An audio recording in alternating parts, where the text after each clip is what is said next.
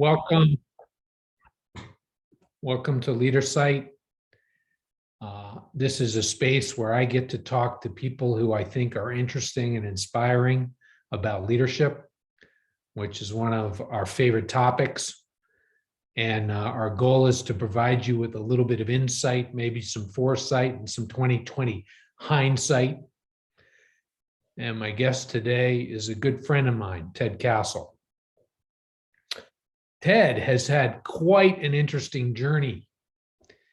If you've ever been delighted to stick your spoon into some Ben & Jerry's cookie dough ice cream and taste that chewy stuff that maybe you don't even think about really because it's just been in there for so long, but interesting, like it's not hard, it's not frozen. It kind of makes you smile when you eat it. Well, Ted doesn't claim to have invented it, but definitely is a player in the fact that this stuff is now being gobbled up all over the world. Welcome, Ted Castle. Yo, Eric, how are you doing? Pretty good, Ted. I will tell you folks that Got a bad interconnect. Whose internet connection is not going so good? Yours or mine, Eric? I hear you just fine. Okay. Yep. I will tell you that Ted Castle is a man who likes to banter with me, who likes to throw me curveballs. We have a little joke going that Ted Castle is my sponsor, and I'm the addict who can't stop talking about my daughter's basketball. Ted's an athlete. He's a college All-American hockey player and is in the University of Vermont Sports Hall of Fame. Came to UVM from Rochester, New York, entrepreneurial family, and played some hockey in Europe. And then at some point, he and his wife, Ann, started a small ice cream shop, Chessie's Frozen Custard. And they started producing ice cream sandwiches that they sold retail. And somewhere along the way, this cookie dough thing happened, Ted. Am I supposed to talk now, Eric? Is that Yes, when you Ted. stop talking, I'm Right. supposed to jump in? Is that how this works? He's very quick. Ted is Okay. very quick. He's picking this up. Ted, you were shocked. Ben & Jerry's, how did they come up with this idea of putting cookie dough in ice cream? We were selling them cookie dough that they would take and make cookies at their scoop shops. And they were taking that cookie dough, chopping it up on their franchise in Burlington and making cookie dough ice cream, and it was selling out. So they decided they better make a pint flavor of it. And when it started in 1990, it became 25% of their sales the first year. Whoa. Took 2 years how to get gooey, chewy cookie dough into ice cream. Fortunately, we were there to help them. And it was a crazy success right off the bat. So this thing kind of hit your business like a meteor.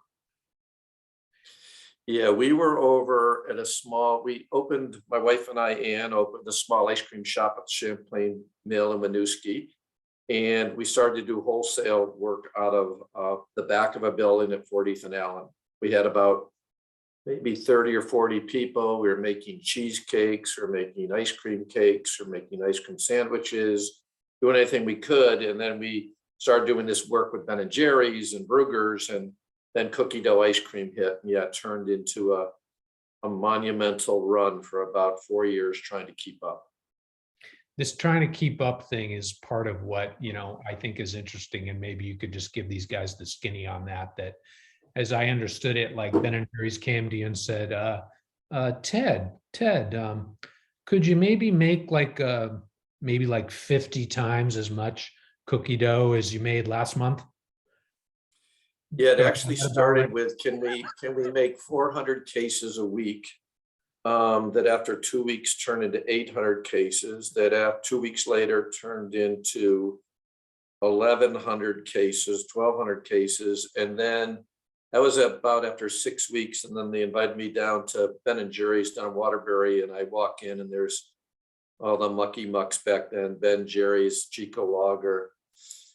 I was prepared to tell them I think I could make 2,400 cases a week. And they said, we've got 7 tractor trailer loads that will not leave the yard unless it's totally filled with cookie dough for cookie dough ice cream pints. And we need 4,000 cases a week. And I had already knocked down a wall once and bought another mixer. So I told them, I can't do that, but can I call you tomorrow? And went back and called them the next day, said, if you loan me $75,000 so I don't have to go to a bank, I can order all the equipment and we can be doing it in a month. And we did. And so been making their product ever since. Good story. It is a good story, Ted. I love the winging it confidence and sure, and we'll figure out a way in the story. Well, I was working with a guy sort of like you know, you talk people into things. He was like, just say yes to everything. That was, I don't use him anymore, but at the time, that was sort of my mantra. He was like, just say yes and you'll figure it out. So it was probably the right thing to do at the time, but I'm not so sure it works all the time. Were you, Ted, were you nervous? Would you say you were nervous? Were you anxious back then during those days, or were you just like too busy to be nervous? Wow, of course, that's a long time ago. You know, I was kind of the guy that would just scrap it out, you know, sort of like, just like figure it out type of guy. And I was never a business person. I didn't really like that I was in business, quite frankly. So it just seemed like a challenge. And it seemed like if we don't do it, they're going to find, they basically said, we're sorry, we just have to do this. And if you can't keep up, we'll still buy it from you, but we have to buy it from somebody else. Again, this is when Ben & Jerry's was hardly selling in California. It's when they grew their business to be such a big business. So it turned out to be the right thing to do. But was I nervous? Probably. But I was going so fast. There was no time to be nervous, right? There was pressure. I always think there's a difference between pressure and stress. Pressure is when you got a lot to do and you're trying to figure it all out. Stress is when you just don't know how to do it and uncertain future. So I'm sure there was both of that going on at that time. Would you describe yourself as a confident person? Yeah. I guess how do I say that without sounding like a jerk, Eric? Help me on that one. Like you said it, like that was a tee up. What am I supposed to say? No, I'm not, Eric. Ted, just dispense with any illusion that you're going to come out of this not looking like a jerk. Okay. Ted, Okay. I don't said I would worry do this about if that. you'd make me look good, but you've already started. No. We're like only 8 minutes in and you're I like can't, trying to make me look bad here. but I can't do that for you. Okay. I can't. Okay. Yes, I'm a confident person. Yeah. What are the strengths and weaknesses of that? Well, a weakness of a confident person would be a person that doesn't realize that they are vulnerable. So I feel I'm a vulnerable leader.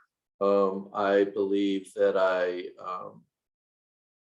work with people well. I don't try to do it all myself. I'm sort of a team guy. That's how I grew up. Don't overuse the sports analogy, but I always was a sports guy in teams. Yeah. So I think confidence in a leader is, if done well, is great. If done poorly, it's a problem. So I try to, it comes more naturally to me than I think some people. It seems natural to involve others. It seems natural to make mistakes. It seems natural to not think I know it all. So it's just how I am wired. You know, Ted, honestly, I think you've got the kind of confidence that tends to make people around you better. And I've heard some people speak about that quite articulately. Ted, what have you learned about leadership? It's a big, fat question, but I just would love to know what you're going to do with that big, fat question. What matters about leadership? What is it, et cetera? Um,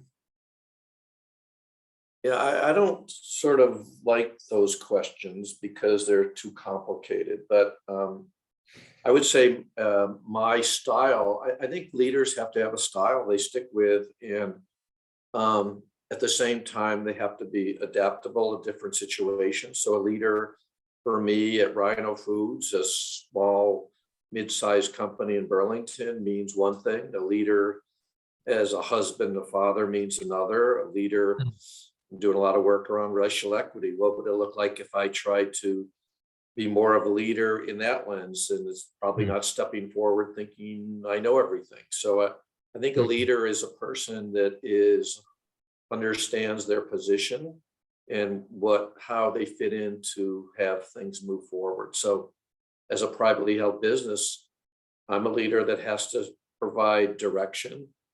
I have to provide opportunity, and it's my job to sort of leverage opportunities and minimize risks. That's my job. So I love that's what that a leader is answer. to me. I love that answer. And let's not grab the opportunity to hear a little bit more about your racial equity journey, Ted. What's the wisdom coming out of that journey you're on? You just shared a piece of it, to not show up like the expert. And by the way, I'll just note that interesting, create opportunities. You said that, and Rooney came on, Ted's son Rooney, who's going to take over as the president of Rhino either very soon or already did it. So tell us a little about the racial equity journey, Ted. It's something you're passionate about.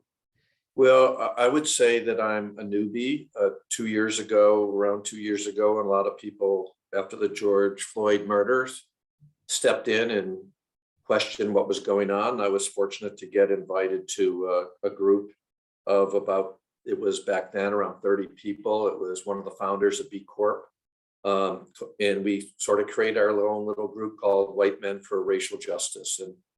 And we really have done mostly learning and exploring. And especially for me, that was a person that had sort of living on the outside of that, growing up in Rochester, New York, and coming from a place of white privilege. It's been mostly a learning journey for me. And so I feel like there's a lot to learn, and I mostly had to unlearn most of what I thought. And then I feel like I'm at the stage now of what does it look like to be more engaged at my business, at our business, and also in society and the community. So it's a big topic. It's really interesting to me. My son Ned and Rooney both are involved in this group.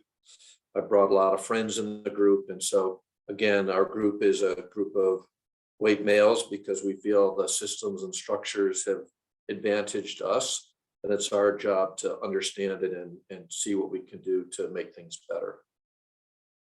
I'm in a conversation, Ted, with a guy in Rochester who's a general manager in a warehouse, black guy who I like a lot. And we have a rapport, he's very open with me, and I'm very natural with myself with him. And I said to him yesterday, I said, seems like a lot of times when white people are invited into this conversation, and I'm thinking about the people in his company who he's trying to kind of influence, it's sort of the way they hear it is, hey, come to this meeting and find out what a jerk you are. Which people tend to go like, no, thank you. What do you think of that? Did you mean the jerk that you are? Yeah. Come find out that you're a racist. Well, what I would say to that is you should be on your own journey to find out if you're a racist and what does that, what do these words mean? I think one of the things that I've learned in this short journey is to be an anti-racist. So I would probably fall into the category of a white person that was a good guy. So if you asked me 3 years ago, are you a racist? I'd say, oh God, no, of course not. I'm a good guy. I'm a white guy. I'm not a racist. And now I believe that what I want to become is an anti-racist, which would mean I'm I'm living a life and doing things that is against racism versus being complicit as a white male privilege. I don't know if I don't know if that answered your question. Yeah, it is, Ted. I think you're talking about going on a journey from being a white good guy to an anti-racist. That's if I followed you, that you're like wanting to evolve past just being a white good guy. Yeah, and I wouldn't have even known if I heard this conversation 3 years ago, I wouldn't even know what you're talking about. I Yeah. mean, that's the big change for me personally. And everybody's in a different spot, but that's a spot I was in. Well, I didn't know what you were talking about 3 minutes ago, but I do now because you said it pretty clearly. So, Ted, over the years, you've had a lot of managers. You've hired a lot of managers, you've promoted managers, you've promoted executives around you, you built a team. What are the qualities of somebody who's really, really good at this? What have you Being a noticed? manager, Yeah. well, in Rhino's language, we call our leadership team is 7 people, and they're more directors or CFOs, and our managers now, because we have 250 people, are really the people that are executing functions more in departments. You know, we're a manufacturer. You know, I would say that a little off topic of what your question is, but we're very clear at Rhino what our purpose and principles are. We're a B corporation. And so we're looking for people that fit that mold of what we believe is important from our finance principle, our customer supplier principle, our employee principle, and our community principle. So we take it pretty seriously how we want to behave. And so the people that are successful here, you know, buy into that. And if they don't, that's fine. There's lots of places to work and we're not perfect. But the people we're successful with, quite frankly, have probably a strong sense of community, respect and trust for each other, and continue to work on relationships inside the company. I want to tell them a little bit more about this B Corp thing, Ted.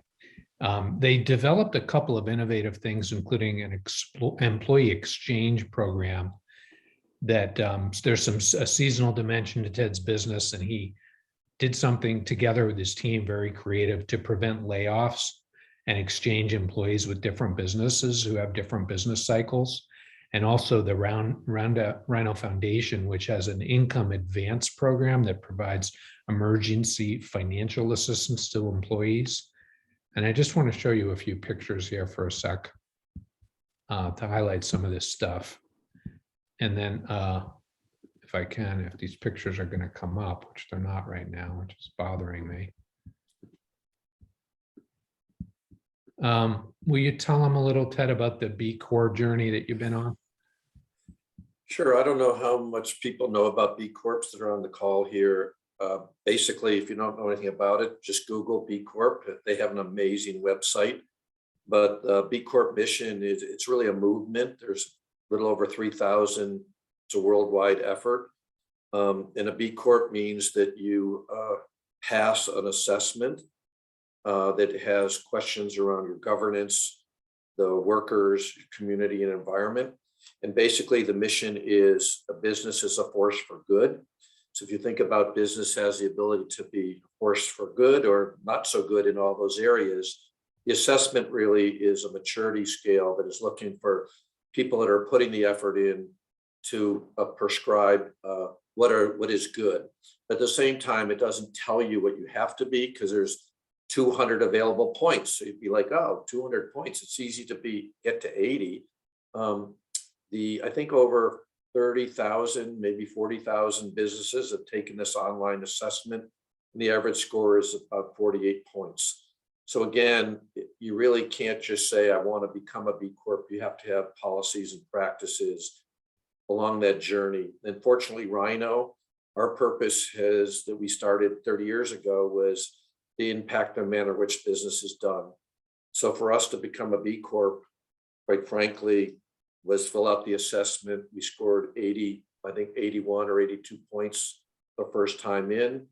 And we're really excited about that because it's a community of like-minded businesses, and we learn from each other. The big names that people would recognize are Patagonia, Danone, Ben and Jerry's, Seventh Generation. Now there's probably 20 B Corps in Vermont. And it's really our DNA. It's who we are and how we want to do business. So it's exciting to be part of this movement. We believe it's really where business should be. I got the, I can share these slides now. I got them working. So I'm going to just do this real quick because I think pictures sometimes tell a lot. Are you guys able to see this now? Yep. So there's a definition of a B Corp.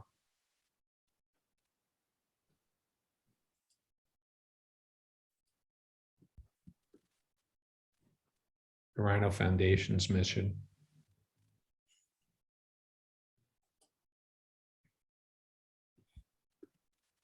I like these historical pictures as Ted and I his look the same. Aged a bit. There is something that doesn't change here, Ted, about you in these pictures. Is that the confidence one or what is it, Eric? Oh, I think it's kindness probably, and brightness and alive. This is you with the cookie dough. I'm in that bowl. Yes, I I'm like in the that suit, bowl. Ted. I love the suit. Yeah. So those are some pictures. You said something interesting that like maybe the suit of I'm a business person doesn't quite fit for you or something like that. Like what did you mean when you said that? Well,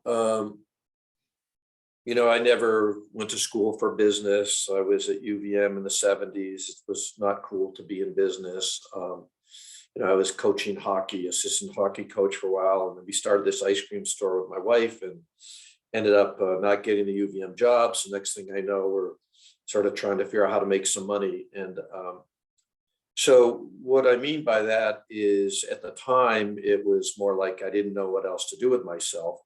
And over time now, I love business. I think business is really where the action is. I think you can make the greatest impact on people's lives in your community through business. So I'm really into business now. I just didn't start there. But now that I'm here, I believe that's why I love the B Corp movement. That's why I love Rhino's purpose is to impact the manner in which business is done. So when we come up with an idea or we hear it from somebody else and we get good at it, we try to share it. So like you mentioned, the income advance program and our foundation. This is the idea that an employee at Rhino can get $1,000 today to help with an emergency expense. No questions asked. You don't borrow money from Rhino. You head over to North Country Credit Union, take out up to $1,000, get it that day, and then it's taken out through payroll deduction. It builds credit. It's not loaned from the company. People can then turn into a savings vehicle. And we started that 12 years ago. Rhino has had over $500,000 loaned in 12 years. And now in Vermont, there's 74 businesses that use this. And last year there was 1,300 loans and over $1 million loaned. And when you think of that as 1,300 people that potentially had this way to get money, no questions asked, might have saved them job because they maybe would have had their life spiral out of control because they don't have $500 in a savings account. We're very proud of that. That's exactly what our mission is all about. It doesn't need to be our ideas. We hear things that other people do and we bring them into Rhino. When I had the good fortune to get a tour from Rooney of Rhino, and I walked around and saw your folks out there in the factory making the dough or boxing it up or shipping it out, and I saw the beautiful break room that you've created for them, and what is it, the Rhino Hall of Fame? You've got like pictures of about 30 people who've been recognized or something, maybe 50 people. And what I feel is what I feel oftentimes in the businesses that I work in is this very powerful sense of community and belonging, and that it's meaningful to people to work at Rhino. that the value of their lives is enhanced by being a part of Rhino. And I think, like you, that this is one of the most awesome things about business, that it has this opportunity to do that, to provide a stable community structure for people. What do you think about that, Ted? Well, I think that's what we try to do, right? I mean, you're at work 2,080 hours a week, a year, if you work 40 hours a week. And you start to think about how that can either be positive or negative, as far as, we call it inside out. So what can we do to have people come to work, go home in good shape? And what can we do to help people arrive at Rhino in good shape so they can do a great job at Rhino, or they can be good at home, whatever at home means. So we just, sometimes we hear all these things and stuff is written on the walls about our employees are our most valuable asset. And then the company, quite frankly, is doing very little to do much with that asset. Hopefully at Rhino, we are doing what we can to help people, give people opportunity and have people step through things. We're not great at everything, but we're constantly trying. The belonging is an interesting thing. At Rhino, 30% of our employees, probably over the last 25 years, are new Americans. So you look at the Burlington community. Burlington is a refugee resettlement area, and really Rhino has been part of that. We started in mid-90s when we brought a lot of Bosnians in, because that was the group that was coming in. Now we have people from Africa, Nepal, all over so we, in a very undiverse state, we have a very, very diverse cultural, English language learners, color of your skin, background, religion at Rhino. So it's a really a cool place. It's when we do it well, it really works. When we don't, it doesn't work. Yeah, and you're making me think about some of the best qualities of America that we need to protect and enhance and celebrate, that you just expressed there. This welcome, Statue of Liberty. So, Ted, you said, when we don't do it well, it doesn't. So, lessons learned. Give me a 2020 hindsight. Something yeah. Yeah, well, if we stuck with a new American theme of, when we started doing it, I was like against them, like, oh my God, how are we going to hire these people from Bosnia? They can't speak English. We do open book management. We're trying to do all these things. And it was one of the best things that ever happened. All of a sudden, we're like, we have a workforce that really is very respectful of each other. They care about their job. And they really, in a way, turned our company around as far as what would it be like to have a job. And again, if we were zeroing in on that population that was coming in the 90s, they were living pretty horrific life. And to be given an opportunity in the United States is really a dream come true. But it wasn't easy. But after a few years, we said we wanted to be the best company in Vermont for new Americans, because we saw, quite frankly, the opportunity for us to have really incredible workers.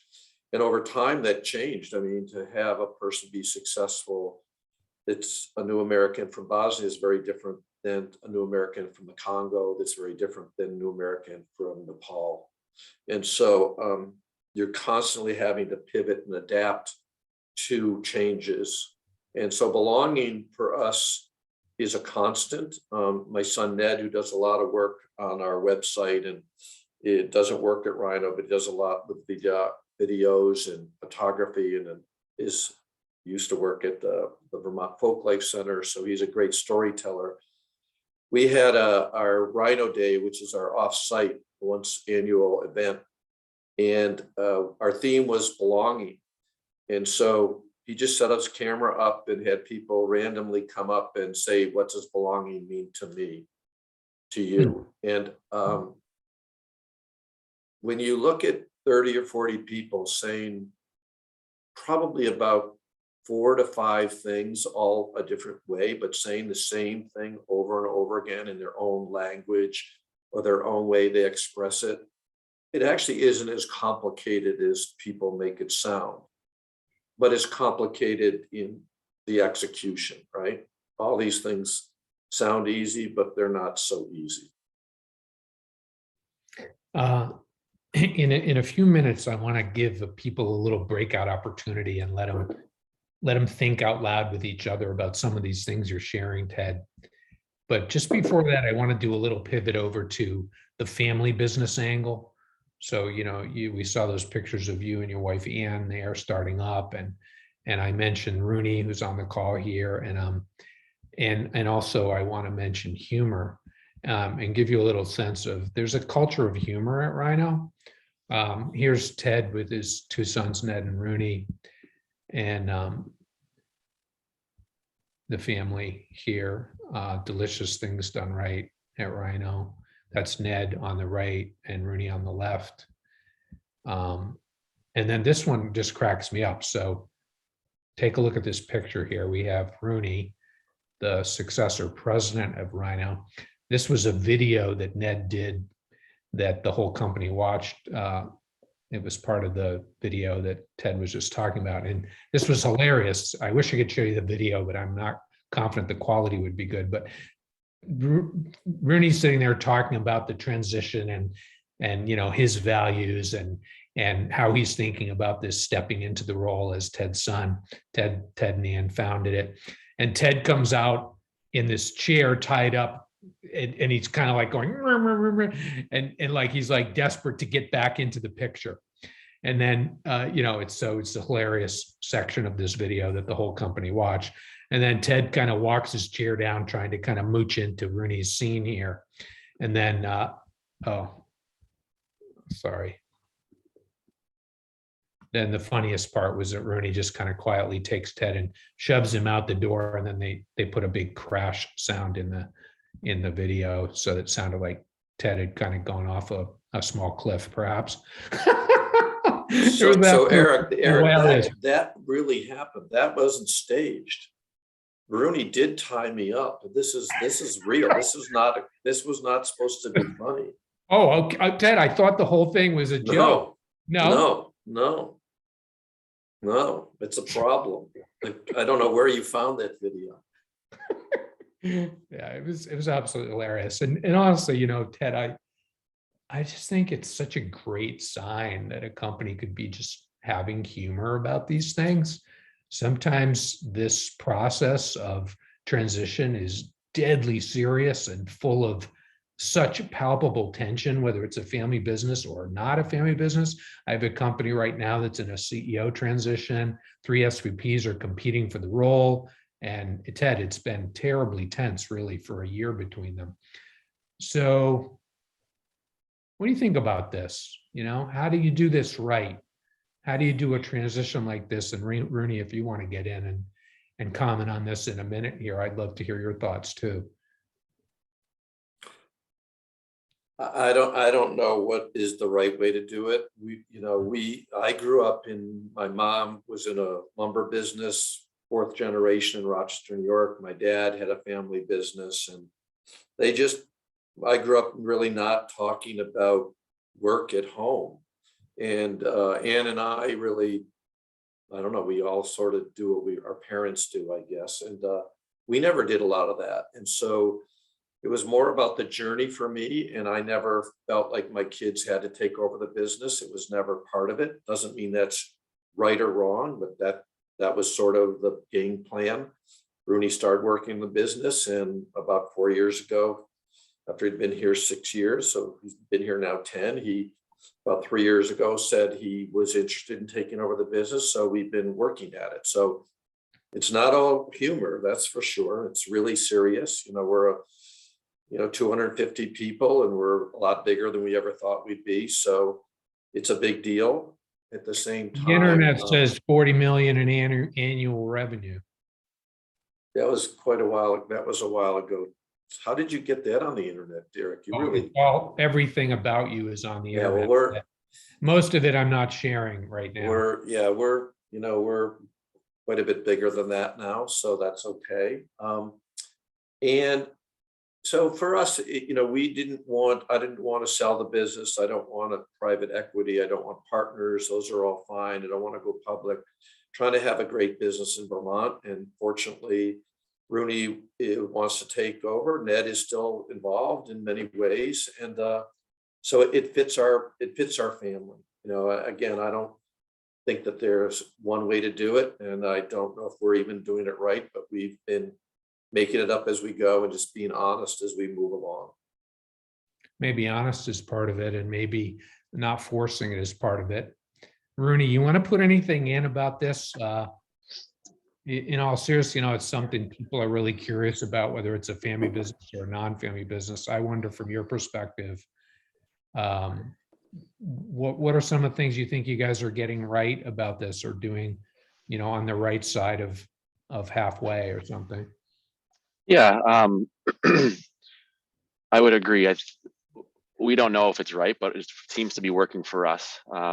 And so I think every situation is going to be different. So, one size doesn't fit all in most things, and this would be follow that principle, I believe. But I think the most important thing for me personally was what Ted sort of started with, is I never felt pressure to do it.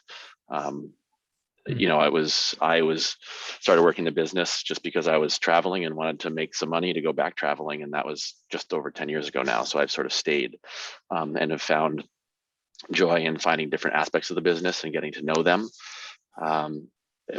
And, the only sort of thing we did put pressure on was saying, okay, there's going to be a point in time when I sort of need to decide if that's the direction I want to go towards, being some version of what Ted does as president. And if not, that's fine. But if so, then there's a certain, things that I want to do, from personal development to, organizational structure to experience, that I need to sort of get my arms around. So that was really only that was the only sort of deadline that I sort of felt like I had.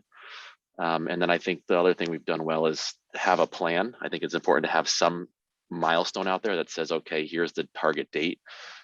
But things happen. COVID happened, and that bumped our plan by a year, because all we really did for a year was try to figure out how to keep the business running through COVID. So, that's fine. Just move it out and, have a date that's there. Otherwise, I think it can be the risk of it just keeps a 3-year plan can be a 3-year plan for 15 years, and that causes problems. So I think that was the thing that's really worked well, is let's have something out there, but be okay with being agile and flexible of moving it. Any other features of just the dad-son relationship? So this thing about, it sounds like Ted and Ann put you in a position to really opt in or opt out of this. So it maybe in the way I think about this, like, you're really choosing opt in from a place of freedom, which makes it probably a more high integrity choice for you, and probably sets it up for more success. Am I following that right, Rooney? Yeah, absolutely. I think with anything, if people feel sort of self-motivated to opt in, they tend to be more engaged in whatever that may be. So I think that is a really important part of it, not having that sort of top-down pressure from either Ted or my mom. Like, they didn't muck up the intrinsic motivation for you to do this. Any other things you would point out, success factors in how you and your dad have done the dance together? I actually think it's his role is harder to play than my role. So I would give him, I don't do this often, but I would give him more of the credit than I would take. I think, this isn't being recorded, is it? Oh, shoot, it is. So, I think my job gets harder a little bit later, or sort of like more important later. Right now, I think my sense is, not having gone through it, but to be somebody who's, started the business, it's 40, we just hit 40 years this year. A lot of blood, sweat, and tears went into this. And so to sort of, the thought of sort of stepping away and moving away, I imagine, I've seen it in other family businesses, can be hard. So to be very intentional with that and stick to that. And again, we're we're not there yet. So he has got time to screw it up. He's done this well so far, but I think that really can be what gets the most messy, is when people, founders, don't create the space, intentional space for the next person, whether that's a family member or whoever's coming in, to really take, do things on their own. And he's, so at least so far, has been very intentional with creating that space and giving me that space. And I think that's really what will be the most important part. So I'll let you know how that goes in 6 months, but for now, so far, so good. I know I want to get to the questions, but I just want to throw in what Rudy did a really interesting thing when we announced it to the company, and with COVID, we couldn't have company meetings, all this. So we made a video about some things a year ago. And when he announced this to the company, we did it more like an interview style. And someone that had been here for 20 years was interviewing us about the transition. And the question that Jillian asked Rooney was, what are you most afraid of? And he actually said that people will, Rooney, you can say it, but I'll do it. You want to tell him, or you want me to do it? No, you should talk for him, Ted. It's Okay, I'm going to almost talk better. for him. Yes. Because Try to say what- yeah. You'll here's what say he it said. because you'll do it better, Ted. Okay, so he said, it's important, and maybe it is better if I say it, because he did a good job. And he said, I've been given this opportunity. I understand that my privilege to be able to give this. I wouldn't be in this position unless my mother and father owned the business.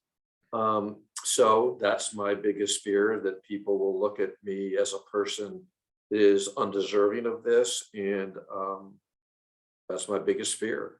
So again, that's a pretty good statement. And that speaks volumes so that people are listening of who the new leader is.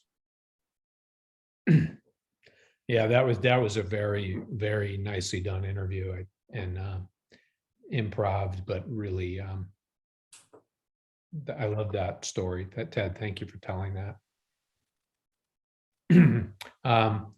So just in a moment now, we're going to do a short breakout experience, and then afterwards you guys can come and get in on the conversation. The last thing I want to ask, though, before we do that is, what is it with this humor thing, Ted? Like every time I send you a text, it's like a serious question that like something that really matters, and you come back with this, coming out of left field, talking about me being out of control on the sidelines during my daughter's basketball game and how you want to be my sponsor. And now I see Rooney's up to the same stuff here, kind of, making jokes right here with you. So it's a very much like the best defense is a good offense. So Eric, you always try to impress me with your intellect, and you're a lot smarter than me, and blah, blah, blah. So the only way I can keep up with you is to give you a hard time. Eric, I think you're muted. I just had an internet blink. That's good. Now I get it, Ted. Now I understand it. And you do have issues, Eric, too. Well, as my sponsor, I know you're going to make me better, because mostly it'll be you who makes me better, right? Isn't that how it works? That's exactly how it works. All right. So real quick here, guys, I'm going to put you in a breakout room opportunity. And don't overthink this. Just before I do it, I want to share a few more things here. The famous picture of Ted getting the boost. I have this course called the Leading by Managing Self course. I just want to let you guys know about it. I think most of you do know about it. It's pretty fun, and we get into some very good discussions about leadership and help develop people and develop teams. These interviews are all on YouTube. There's a nice collection of them now. Recently had an amazing one with Mary Powell. This one just gave me the chills all the way through. A Leader's Humanity, the Effectiveness Supercharger. So glad we have this on the internet. Mary's amazing. And I also love this one from Nord Brew, who has been a dear friend and mentor of mine for years, founder of Brugger's Bagels, about culture. And just want to let you know that stuff's out there.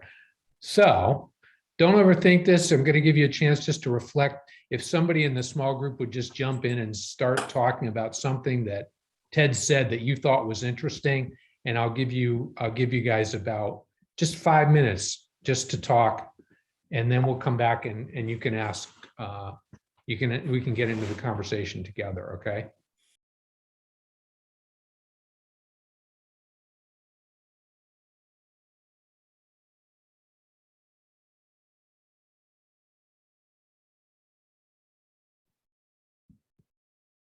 All right, welcome back. A few minutes more. Anybody want to share a comment with Ted, Rooney, me?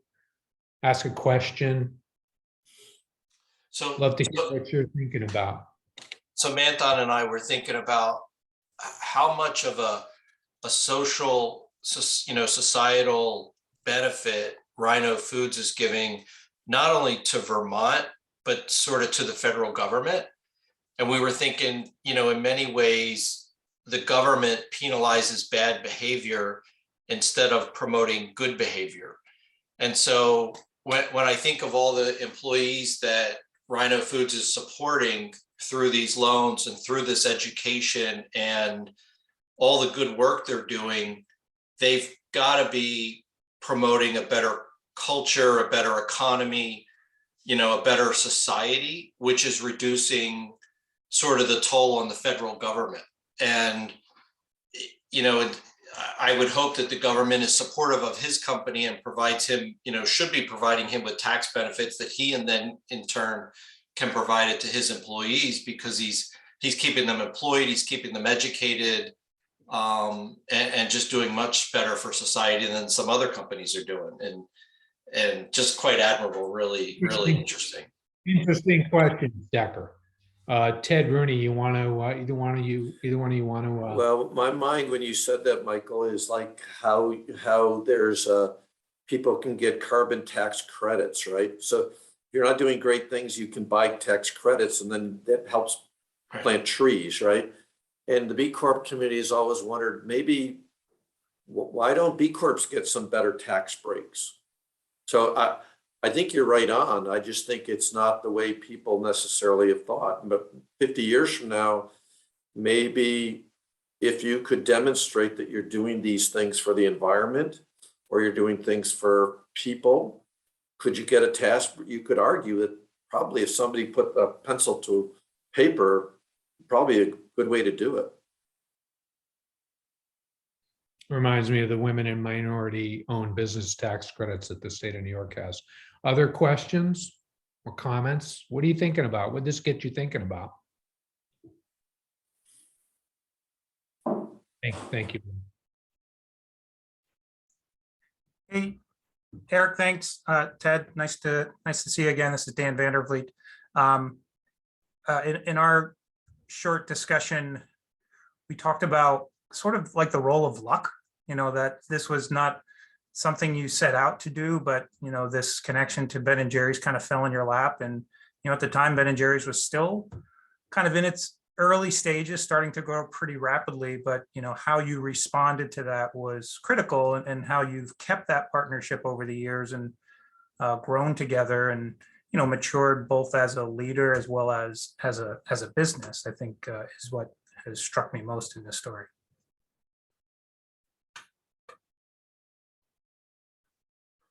Yeah, I'm luck is an interesting word, I think people do need some help along the way, and luck matters. But I look at the times high that our company took advantage of good luck. We all have bad luck, we all have good luck. What do you do when you've got that good luck? But I'm not minimizing the fact that had some darn good luck, but we've had some bad luck along the way. We just haven't talked about it yet today. Next one. The fact that you could grab that opportunity. And, one thing it made me think about, Dan, was the interdependencies that are such a deep part of life. Who knew that, Ben and Jerry's needed Rhino, and Rhino needed Ben and Jerry's. And, next time I eat some cookie dough ice cream, it's going to be a much more meaningful experience knowing just how many lives have been impacted by this.